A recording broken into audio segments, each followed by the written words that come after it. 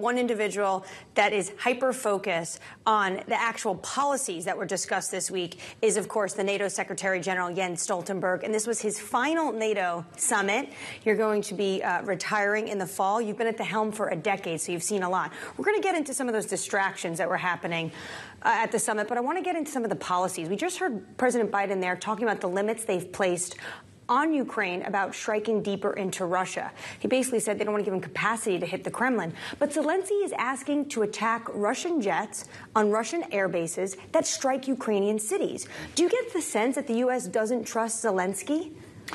Well, first of all, the U.S. and other allies have loosened the restrictions they have imposed on the use of the weapons they have donated to Ukraine. So Ukraine is now able to also strike against military targets inside Russia. And we need to remember what this is. This is a war of aggression. Russia has attacked Ukraine.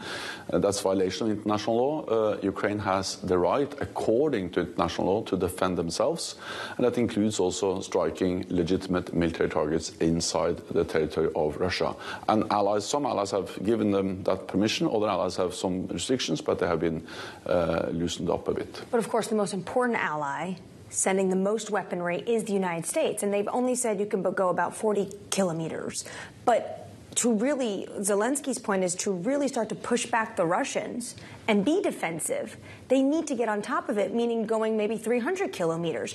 Do you think, I mean, you were part of these discussions, do you think this is something the United States, we've seen them before drag their feet and then make decisions that Zelensky was pushing for. Could you see them coming around to this? This was an issue that was discussed at the NATO summit. And again, some allies have no restrictions on the use of the weapons they have delivered. Others have restrictions but have loosened them.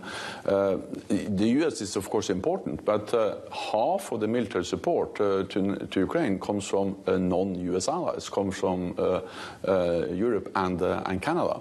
So when it comes to Ukraine, the Europeans have really stepped up, and with the decision we made at the NATO summit to have a long-term pledge and to have a formula for burden sharing, we will ensure that also in the future European allies and Canada will provide half of the military support because they have half of the economic strength of the alliance. Ukraine didn't get the formal invitation they were hoping for. So they are still at the gates, knocking on the door, and they're not let into NATO just yet. While they do this, though, it unnerves Putin. Do you think they're, in a sense, almost the worst position, this security purgatory, because they're still stuck in the middle, because they're not yet in the alliance, but even asking to be in the alliance really underscores the issue that they're having with their neighbor next door? At this summit, allies were very clear that Ukraine will become a member. We also stated that this is a reversible path towards a membership. But actually, as important, or perhaps even more important than the language in the statement we agreed, is that actually we took actions to move Ukraine closer to membership. We established a NATO command with 700 personnel to organize the provision of training and military support to Ukraine. We agreed this long-term pledge, and we stepped up the work to do what we call interoperability, to ensure that Ukrainian forces are fully interoperable with NATO forces. These are concrete actions that actually helps them to prevail, to help Ukraine to prevail as a sovereign, independent nation in Europe. And all of that moves them closer to membership. And then when the time is right and allies agree, they will become members straight away. As you know, politics overshadowed this summit. Everyone was talking about, if not officially, unofficially, President Biden's age. As the NATO Secretary General, who's worked with both of these U.S. presidents who are the candidates for November, do you see potential change in the future U.S. commitment to the alliance?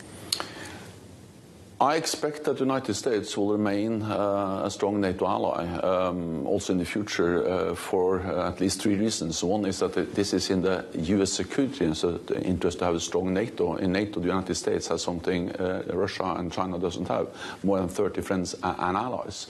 Second, it's very strong bipartisan support in the United States for NATO. In the public, we have seen new opinion polls also confirming that, but also in the U.S. Congress. I met Congressmen men from both parties, and they all expressed some strong support to NATO.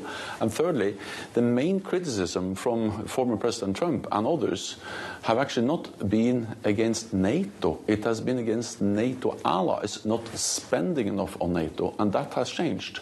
Over just the last years, you have seen a significant increase in the number of allies spending at least 2% of GDP on defense, which is the NATO guideline. So is your expectation to ignore, potentially, your expectations that Trump's rhetoric will not match his policies on the ground? Well, I worked with him when he was Prime President last time, and again, I expect that the United States will remain a strong NATO ally, because this also makes the United States safer and stronger. The United States is big, 25% of the world's GDP, but together with NATO allies, we are 50% of the world's GDP, twice as big, 50% of the world's military might, and this makes the United States stronger. And the main criticism, the fact that European allies didn't spend, that has really changed. 23 allies spending 2%, and those allies who are not yet at 2% have promised to be there soon. So this has really improved, not least because the criticism from the United States was valid, and Europeans have heard the call and have stepped up.